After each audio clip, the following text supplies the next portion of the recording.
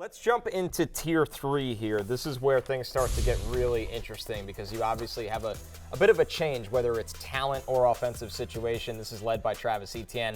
This is a very, very, once again, beefy tier, though, followed by the rookie Jahmyr Gibbs, Ramondre Stevenson, Dameon Pierce, Breece Hall, Najee Harris, Alexander Mattison, Kenneth Walker, Aaron Jones. There's a lot of talent in this section, Barry.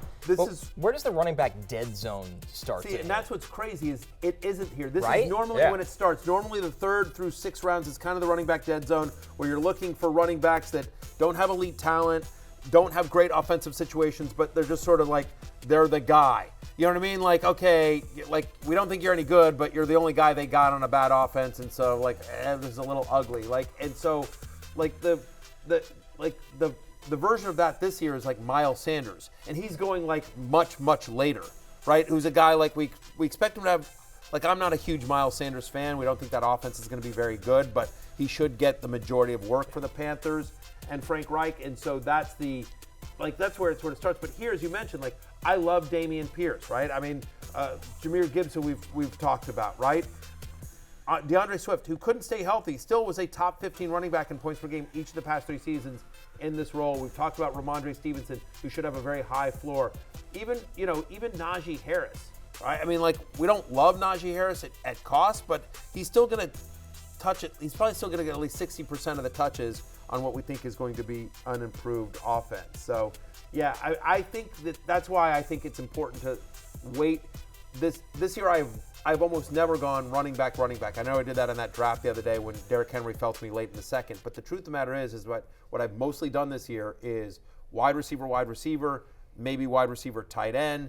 Every once in a while, if I have a high pick, maybe it's a McCaffrey or an Eckler. But then I'm waiting because I love getting somebody like Dameon Pierce or Jahmyr Gibbs or one of these guys in the 3rd, 4th, 5th round. There's some other guys coming up as we get into Tier 4 that I'll just show you that I really, some high targets that I like, but there's just a lot of guys, projectable volume. So I love this. So look at this ADP, right? James Conner in the 7th, Cam Akers and James Cook in the 8th, Montgomery in the 9th, Rachaad White goes in the 7th, Pacheco in the 8th, Miles Sanders in the 7th. But whatever, Dalvin Cook in the 9th. We've talked about Taylor at the top of the show, then J.K. Dobbins, don't love him, Javonte Williams, and Alvin Kamara. My point is like James Conner, Cam Akers, James Cook, possibly Rachaad White, Isaiah Pacheco. All of those are guys that are going to flirt with 20 touches a game and be very good. I mean, from week 10 on last year, Isaiah Pacheco had at least 15 touches. David Montgomery's had at least 230 touches and 1,000 yards from scrimmage in every year he's played in the NFL. And I'm telling you, talking to my sources in Detroit, they love David Montgomery. He is one of my favorite mid-round targets. Him and Dameon Pierce. I love Pierce. If you, again, I bring this up all the time, but my buddy Dwayne McFarland, who's over at FantasyLife.com, does the utilization report, which is amazing. Looks at underlying statistics. If you just look at the amount of playing time he's getting with the first team, like he's playing almost 100% of the snaps with the first team. I'm not saying Dameon Pierce plays 100% of the snaps when the regular season starts, but like, the idea that he's only going to play like 65 or 70% and Devin Singletary is going to have a significant role does not seem to be playing out. Like, it is going to be the Dameon Pierce show in Houston behind a better-than-you-think offensive line and a team that wants to be conservative and run the ball. Pierce is going to have some third down equity. Absolutely love Dameon Pierce this year. We've talked about James Conner a lot on this show. One of 7 running backs with 1,000 yards from scrimmage and at least 8 touchdowns in each of the past 2 seasons.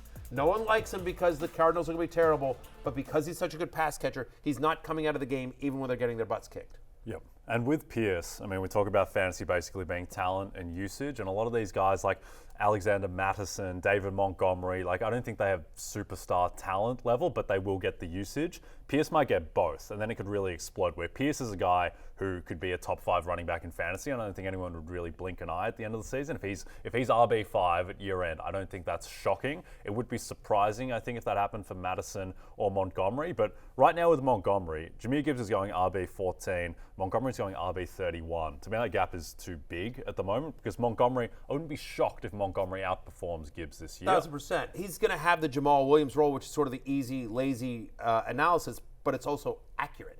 Like, he's a better version of Jamal Williams. Now, I don't know that he gets 18 touchdowns, right? I mean, some of that is fluky in terms of game situation, and there were a lot of guys tackling the 1-yard line for the Lions last year, but he could easily get 10 to 12, right? Again, he's going to get 200, 250, somewhere between 200 and 250 touches for David Montgomery this year, assuming health. And so I prefer David Montgomery at cost to Jahmyr Gibbs. I know Gibbs is the sexier player, and I love Gibbs, but I'm telling you, what's going to happen is Gibbs is going to touch the ball 10 times a game, 12 times a game, and they're going to be high volume touches, and they're going to be, they're going to use them in space, and he's going to make some really exciting plays. Love Gibbs, love both guys. Both guys made my love list, but at cost, I think Montgomery is even better.